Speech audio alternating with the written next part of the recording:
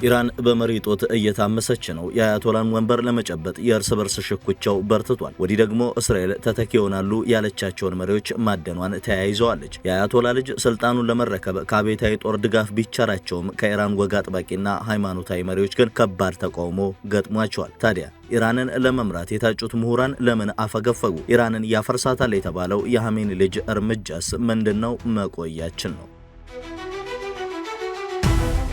በቴህራን በሚገኘው የመኖሪያና የሥራ ግቢው ላይ በአሜሪካና በእስራኤል ጥምር ኃይሎች የተሰነዘረውን የአየር ድብደባ ተከትሎ የኢራን ታላቁ መሪ አያቶላ አሊ ሐሜኒ ሕይወታቸው ማለፉ ተረጋግጧል። ይህ ክስተት ኢራን ከ1979 የእስላማዊ አብዮት ወዲህ አስተናግደው የማታውቀውና እጅግ ጥልቅ ወደሆነ የአመራር ቀውስ ውስጥ እንድትገባ አድርጓታል። ይህ የፖለቲካ ግድያ በሀገሪቱ ከፍተኛ ስልጣን ላይ የነበሩትንና ላለፉት 37 ዓመታት ያህል በብቸኝነት ስልጣኑን በመጨበጥ መላውን የሀገሪቱን የፖለቲካ የወታደራዊና የሃይማኖታዊ እንቅስቃሴ ሲቆጣጠሩ የነበሩትን መሪ ከጨዋታ ውጭ ማድረጉ ብቻ ሳይሆን በሀገሪቱ ውስጥ ከፍተኛ የስልጣን ክፍተት እንዲፈጠር ምክንያት ሆኗል። ይህ ድንገተኛ የስልጣን ክፍተት በእስላማዊቷ ሪፐብሊክ ቴዎክራሲያዊ ስርዓት ውስጥ ተደብቀው የቆዩ ጥልቅ ልዩነቶችንና ስንጥቆችን በግልጽ እንዲወጡ አድርጓል። በኢራን ህገ መንግስት አንቀጽ 111 መሰረት የታላቁ መሪ ተግባራትንና ኃላፊነቶችን በጊዜያዊነት ተረክቦ እንዲያከናውን 3 አባላት ያሉት ጊዜያዊ የአመራር ምክር ቤት በአስቸኳይ ተዋቅሯል። የምክር ቤት ፕሬዝዳንት መሱድ ፔዜሽኪያን፣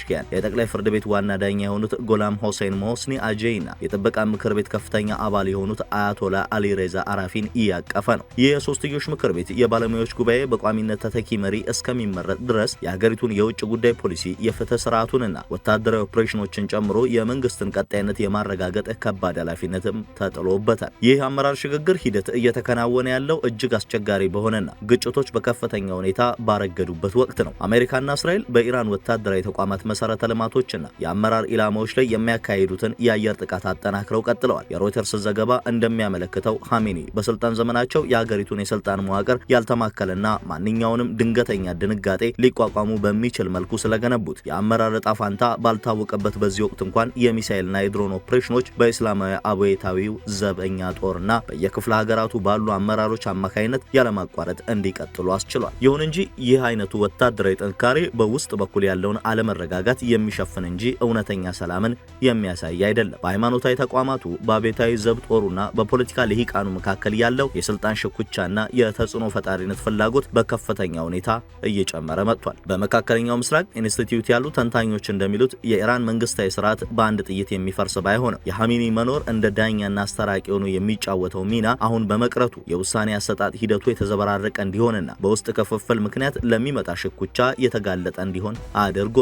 አዲስ መሪ ለመምረጥ የሚደረገው ጥረትም ከውጭ በሚመጡ ዛቻዎች ይበልጥ ተወሳስቧል። እስራኤል ማንኛውንም ተተኪ መሪ ኢላማ እንደምታደርግ የዛተች ሲሆን የአሜሪካው ፕሬዝዳንት ዶናልድ ትራምፕ ደግሞ በምርጫ ሂደት ውስጥ ጣልቃ የመግባት ፍላጎት እንዳላቸው ማሳወቃቸው ይታወቃል። በፈረንሳይ የሚገኘው የኢራን የተባበሩት መንግስታት መልእክተኛ ይህንን የአሜሪካ ድርጊት የሀገሪቱን ሉዓላዊነት የሚጥስ ነው ሲሉ አውግዘውታል። ይህ የስልጣን ክፍተት በተግባር ሲታይ የውሳኔ አሰጣጥ መዘግየትንና የውስጥ ውጥረትን አስከትሏል። ዋሽንግተን ፖስት በዝርዝር እንደዘገበው ጊዜያዊ ምክር ቤት የመከላከያ ኃላፊነቱን እንደ ከፍተኛ ብሔራዊ ደህንነት ምክር ቤት ጸሐፊ አሊ ላራጂያኒና የፓርላማ አፈ ጉባኤ መሐመድ ባገር ጋሊባፍ ያሉ ግለሰቦች አከፋፍሎ ሰጥቷል። ይህ እርምጃ ወታደራዊ እንቅስቃሴዎች አስቀድሞ በተቀመጡ እቅዶች መሰረት ወይም በራሳቸው ፍሰት እንዲቀጥሉ ቢረዳ፣ እንዲህ አይነቱ ጊዜያዊ መፍትሄ ግን የስልጣን ክፍተቱን በአስቸኳይ መሙላት ምን ያህል ወሳኝ እንደሆነ ያመላክታል። እርግጠኛ ያለመሆን ሁኔታው ለረጅም ጊዜ ከቀጠለ የመንግስቱን አንድነትና ትስስር ሊያላለው ይችላል የሚል ስጋትም አለ። የኢራን ህዝብ ለዚህ ሁኔታ ያለው ምላሽም የተደበላለቀ ነው። በቴህራን ጎዳናዎች ላይ የታዩ የደስታ መግለጫዎች ባለፉት ዓመታት በነበረው ጭቆና ምክንያት የመንግስት ህጋዊ ተቀባይነት በህዝቡ ዘንድ ምን ያህል መሸርሸሩን እያሳያል።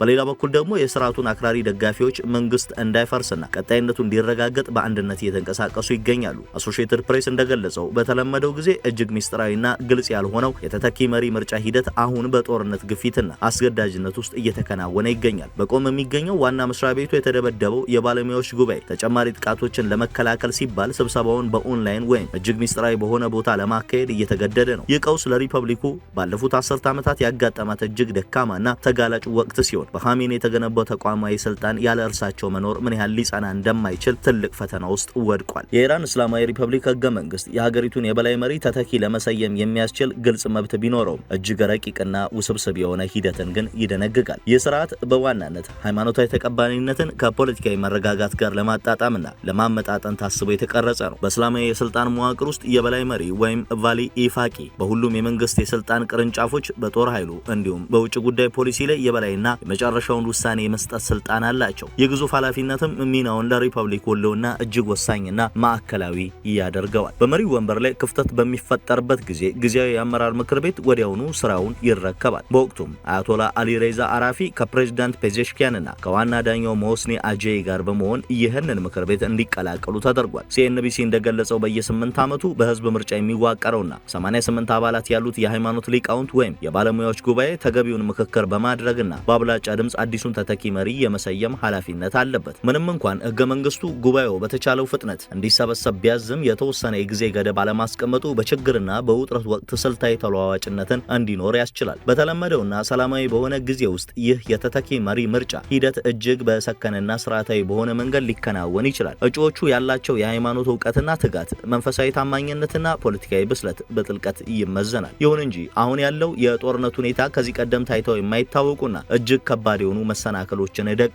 የእስራኤል የአየር ጥቃቶች የባለሙያዎች ጉባኤ ሊሰበሰብባቸው የሚችሉ ቦታዎችን በተለይ በቆም የሚገኘውን ህንፃ ኢላማ ማድረጋቸው ጉባኤው ስብሰባውን በኦንላይን ወይም በተለያዩ ቦታዎች ተበታትነው እንዲያካሄድ ለማሰብ ተገዷል። እስራኤል ማንኛውም አዲስ የሚመረጥ መሪ ለማስወገድ የታለመ ግልጽ ኢላማ እንደሚሆን በይፋ መግለጿ መደበኛውን የምርጫ ማስታወቂያ ለማውጣት እንቅፋት ሆኗል። ቴህራንም ተተኪው መሪ በቀጥታ ለጥቃት እንዳይጋለጥ በማሰብ ይፋ የምርጫ ሂደቱን ለማዘግየት መርጣለች። የውጭ ጉዳይ ሚኒስትሩ አባስ አራግቺን ጨምሮ ሌሎች ከፍተኛ ባለስልጣናት ውሳኔው በጥቂት ቀናት ውስጥ ሊሰጥ እንደሚችል ቢጠቁሙም የጦርነቱ ሁኔታና ወታደራዊ ኦፕሬሽኖች በራሳቸው ፍሰት መቀጠላቸው ጊዜያዊ የአመራር ወቅት እንዲራዘም ሊያደርገው ይችላል። በመሪነት ደረጃ የተፈጠረው ክፍተት በሀገሪቱ የውስጥ የስልጣን ሽኩቻ ላይ ከፍተኛ ጫና አሳርፏል። አልሁራ እንደዘገበው ሰፊ የኢኮኖሚና የወታደራዊ አቅም ያለው የኢስላሚ አብዮታዊ ዘብ የባለሙያዎች ጉባኤ ጠንካራና ጽንፈኛ አቋም ያላቸውን እጩዎች እንዲመርጥ ከፍተኛ ግፊት እያደረገ ይገኛል። ይህ እርምጃ የተለመደውን የሃይማኖት አባቶች የጋራ መግባባት ወደ ጎን ሊገፋው የሚችል ነው ተብሎም ይፈራል። ይህ የጦሩ ተጽዕኖ የመነጨው ኻሜኒ አብዮቱን እንዲጠብቁ ለጦር ኃይሉ ከሰጡት ሰፊ ስልጣን ቢሆንም ከወታደራዊ ትስስር ይልቅ ለሃይማኖታዊ እውቀትና ብቃት ቅድሚያ የሚሰጡ መካከለኛ አቋም ያላቸውን የሃይማኖት ሊቃውንት ሊሾም ይችላል የሚል ስጋትም ፈጥሯል። የኒውዮርክ ታይምስ ዘገባ እንደሚያመለክተው የደህንነት ስጋቶችና ተጨማሪ ግድያዎች ሊፈጸሙ ይችላሉ የሚሉ ስጋቶች የምርጫ ሂደቱ እንዲዘገይ ምክንያት ሆነዋል። ከዚህም በተጨማሪ ፕሬዝዳንት ዶናልድ ትራምፕ ከአክሲዮስ ጋር ባደረጉት ቃለ መጠይቅ አሜሪካ በሂደቱ ውስጥ ተሳትፎ እንዲኖራት መጠየቃቸውና ሞጅታባ ካሚኒ ለስልጣን ብቁ አይደሉም ብለው መቃወማቸው ሁኔታውን ይበልጥ አወሳስቦታል። የኢራን የተባበሩት መንግስታት አምባሳደር ይህንን የአሜሪካን ፍላጎት ጣልቃ ገብነት በማለት ውድቅ አድርገውታል።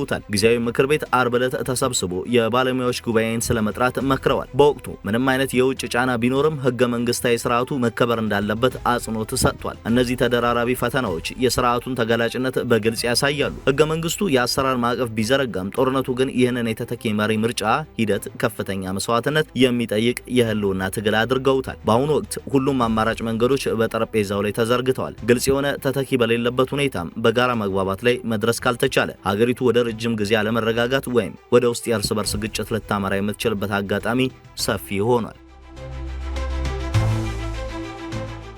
በኢራን ወታደራዊና ፖለቲካዊ መዋቅር ውስጥ እንደ ዋነኛ የጀርባ አጥንት የሚወሰደው የእስላማዊ አብዮታዊ ዘብ ተጠያቂነቱ በቀጥታ ለሀገሪቱ የበላይ መሪ ብቻ መሆኑ በስርዓቱ ውስጥ ያለውን ልዩ ሚና ያጎለዋል። ኢራን ኢንተርናሽናል በዝርዝር እንደተነተነው ይህ የጦር ኃይል በሀገር ውስጥ የሚነሱ ተቃውሞዎችን በመጨቆንና በቀጠናው ደረጃ የሚካሄዱ ወታደራዊ ኦፕሬሽኖችን በበላይነት በመምራት ረገድ የመንግስቱ ዋነኛ የህልውና ዋስትና ሆኖ ቆይቷል። አሁን በተፈጠረው የአመራር ክፍተት ወቅትም ይህ ተቋም የኻሜኒን ተተኪ በመሰየሙ ሂደት ላይ ከፍተኛ ተጽዕኖ ለማሳደር የሚያስችለውን ስልታዊ ቦታ ይዟል። ሲኤንኤን እንደዘገበው ከሆነ ጦሩ ካለው ሰፊ የኢኮኖሚና የወታደራዊ አቅም አኳያ ቀጣዩን መሪ በራሱ ፍላጎትና መልክ ለመቅረጽ የሚያደርገው ጥረት የስርዓቱን የወደፊት አቅጣጫ የሚወስን ይሆናል። ይሁን እንጂ ይህ የጦሩ እያደገ የመጣ ተጽዕኖ በሃይማኖታዊ ሊቃውንቱ ዘንድ ከፍተኛ ቅሬታንና ስጋትን እየፈጠረ ይገኛል። ወታደራዊ ክፍሉ ከሚገባው በላይ በፖለቲካዊና ሃይማኖታዊ ጉዳዮች ውስጥ ጣልቃ መግባቱ የቴዎክራሲያዊ ስርዓቱን ሚዛን ያናጋል የሚል ስጋት በቆም የሃይማኖት መማሪያ ማዕከላት ውስጥ በሰፊው ይስተጋባል።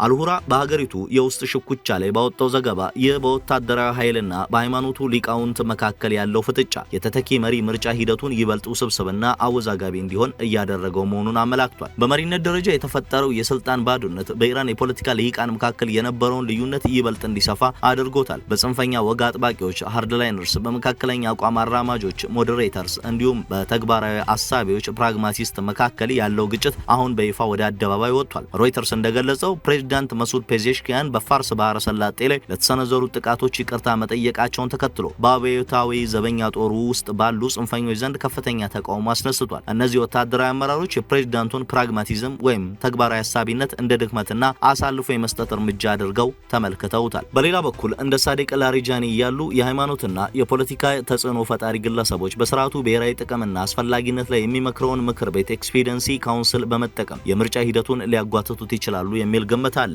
ይህ ደግሞ አብዮታዊ ዘበኛ ጦሩ የራሱን እጩ በፍጥነት ለማጽደቅ የሚያደርገውን እንቅስቃሴ ሊያስተጓጉልበት ይችላል። ኢራን ኢንተርናሽናል ባወጣው ተጨማሪ ትችት ፕሬዝዳንት ፔዜሽኪያን የተፈጠረውን የስልጣን ባዶነት ተጠቅመው ለውጥ ለማምጣት ባለመቻላቸው በመካከለኛውና በጽንፈኛ ኃይሎች መካከል ያለው ውጥረት ይበልጥ እየተካረረ እንዲሄድ አድርገዋል ብለዋል። የውጭ ጫናዎችና የትግሉ መባባስስ? አሜሪካና እስራኤል በኢራን ውስጥ የተፈጠረውን የአመራር ክፍተት እንደ አንድ ወታደራዊና ፖለቲካዊ መሳሪያ እየተጠቀሙበት ይገኛሉ። ሊሆኑ የሚችሉ ተተኪ መሪዎችንና ስልታዊ ቦታዎችን ኢላማ ያደረጉ የአየር ጥቃቶች የኢራንን የአመራር መረጋጋት ይበልጥ እያናጉት ነው። ኤኤፍፒ እንደዘገበው የኢራን የተባበሩት መንግስታት መልእክተኛ ፕሬዝዳንት ዶናልድ ትራምፕ በኢራን የውስጥ ጉዳይና በተተኪ መሪ ምርጫ ሂደት ውስጥ ጣልቃ ለመግባት የሚያደርጉትን ጥረት በጽኑ አውግዘዋል። ይህ አይነቱ የውጭ ጣልቃ ገብነትና ጥቃት በሀገሪቱ ውስጥ ያለውን አለመረጋጋት ከማራዘሙም በላይ የተተኪ መሪ ምርጫውን በሰላማዊ መንገድ ለማከናወን የሚደረገውን ጥረት አዳጋች ያደርገዋል። ተንታኞች እንደሚሉት ከሆነ ይህ የውጭ ጫና የኢራን ባለስልጣናት ይበልጥ ወደ ጽንፈኛ አቋም እንዲያዘነብሉና የደህንነት ጉዳዮችን ከሁሉም ነገር በላይ እንዲያስቀድሙ ሊያደርጋቸው ይችላል። ሊሆኑ የሚችሉ ውጤቶችና የስርዓቱ ተጋላጭነት። ከዚህ ቀውስ ሊወጡ የሚችሉ ውጤቶች በሁለት ዋነኛ አቅጣጫዎች ሊታዩ ይችላሉ። የመጀመሪያው እንደ ሞጅታባ ካሚኒ ያሉ ጽኑ አቋም ያላቸው እጩዎች በፍጥነት ከተመረጡ ስርዓቱን በወታደራዊ ኃይል ለማረጋጋት ሊረዱ ቢችሉም መካከለኛ አቋም ያላቸውን ኃይሎችና ህዝቡን ግን ይበልጥ ሊያራርቁ ይችላሉ። ሁለተኛው አማራጭ ደግሞ እንደ አያቶላ አሊሬዛ አራፊ ያሉ በተለያዩ ወገኖች ዘንድ ተቀባይነት ሊኖራቸው የሚችሉ የግልግል እጩዎችን መሰየም ነው። ይህም በሃይማኖት ሊቃውንቱና በወታደራዊ ክፍል መካከል ያለውን ልዩነት ሊያጠብብ ይችላል። እንደ ካሜኒ ጠንካራ የሆነ የግል ተጽዕኖ የማስፈጸም አቅም ግን ላይኖራቸው ይችላል። የውጭ ግንኙነት ምክር ቤት ካውንስል ኦን ፎሬን ሪሌሽንስ ባደረገው ገምጋማ መሰረት ኢራን በአብዮታዊ ዘበኛ ጦሩ የበላይነት ወደሚመራ ወታደራዊነት ያዘነበለ ስርዓት የመሸጋገር እድሏ ከፍተኛ ነው። ይህ ደግሞ ቀጠናውን የሚያናጉ ፖሊሲዎች ተጠናክረው እንዲቀጥሉ ሊያደርግ ይችላል። በአሁኑ ወቅት የኢራን መንግስት ካጋጠሙት ሰፊ የህዝብ ተቃውሞች፣ የኢኮኖሚ ውድቀትና የጦርነት ስጋቶች አንጻር ስርዓቱ እንደ አውሮፓውያን አቆጣጠር ከ1979 አብዮት ወዲህ እጅግ አሳሳቢና ወሳኝ ምዕራፍ ላይ ይገኛል። ይህ ወቅት የኻሜኒ ተቃዋሚ ስልጣን ያለ እርሳቸው መኖር ምን ያህል ሊቀጥል እንደሚችል የሚፈተንበት ትልቁ የታሪክ አጋጣሚም ነው።